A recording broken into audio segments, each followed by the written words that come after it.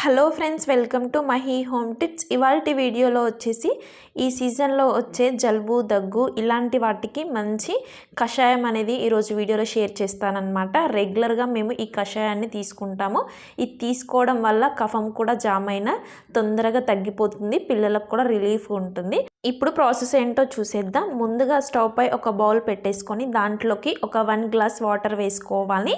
తర్వాత దీంట్లోకి కొంచెం చెక్క వేసుకోవాలి. మనం మసాలాలో వాడే చెక్క ఉంటుంది కదా, అది దాల్చిన చెక్క. తర్వాత దీంట్లోకి ఒక 4-5 లవంగాలను వేసుకోవాలి. తర్వాత దీంట్లోకి ఒక 1/2 టీ స్పూన్ జీలకర్ర, తర్వాత 1/2 టీ స్పూన్ వాము పౌడర్ అయినా పర్లేదు, వాము ఉన్న వేసుకోవచ్చు. నేను వాము పౌడర్ని వేసాను అనమాట.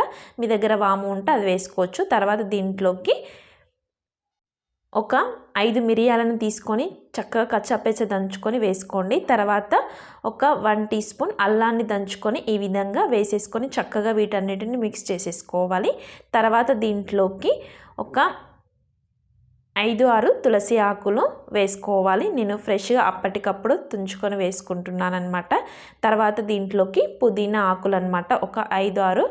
అందరి ఇంట్లో అవైలబుల్గా ఉండే వాటితోనే నేను ఈ కషాయం అనేది షేర్ చేస్తున్నాను అనమాట. తర్వాత తమలపాకు, ఇది కూడా ఇంట్లో ఉన్న చెట్టుకే అప్పటికప్పుడు తుంచుకొని వేసుకుంటున్నాను. ఒక 1 తమలపాకు అయితే సరిపోతుంది. తర్వాత దీంట్లోకి చిటికెడు పసుపు వేసుకోండి. ఈ పసుపు వేసుకున్న తర్వాత మొత్తం మిక్స్ చేసేసుకోవాలి. ఇవన్నీ కలిసేలాగా ఈ విధంగా మిక్స్ చేసుకున్న తర్వాత స్టవ్ మీడియం ఫ్లేమ్లో పెట్టేసుకొని ఒక 5 మినిట్స్ మరిగించుకోవాలి. 5 మినిట్స్ తర్వాత మనకి ఈ విధంగా మరుగుతుంది. ఇప్పుడు దీంట్లోకి బెల్లం యాడ్ చేసుకోవాలి. బెల్లాన్ని ఒక 1 టీ స్పూన్ అయితే సరిపోతుంది. బెల్లం వేయడం వల్ల పిల్లలు కూడా తాగడానికి ఇష్టపడతారనమాట. ఈ కషాయం అనేది కొంచెం ఘాటుగా, కొంచెం తీయగా, కొంచెం డిఫరెంట్గా ఉంటుంది. నేను 3 ఇయర్స్ అండ్ 5 ఇయర్స్ ఉన్న పిల్లలకు కూడా పట్టించాను.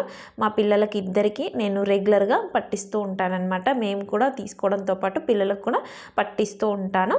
వాళ్ళకి కొంచెం ఘాటు ఉన్న తాగేస్తారనమాట ఇలా బెల్లం వేసుకుంటే. ఇలా బెల్లం వేసుకొని ఒక 2 మినిట్స్ మరిగించుకున్న తర్వాత స్టవ్ ఆఫ్ చేసుకొని దీనిపై మూత పెట్టేసుకొని చల్లారనివ్వాలి. చల్లారిన తర్వాత ఒక స్ట్రైనర్ తీసుకొని ఆ స్ట్రైనర్ సహాయంతో ఇలా మొత్తం వడగట్టేసుకోవాలన్నమాట.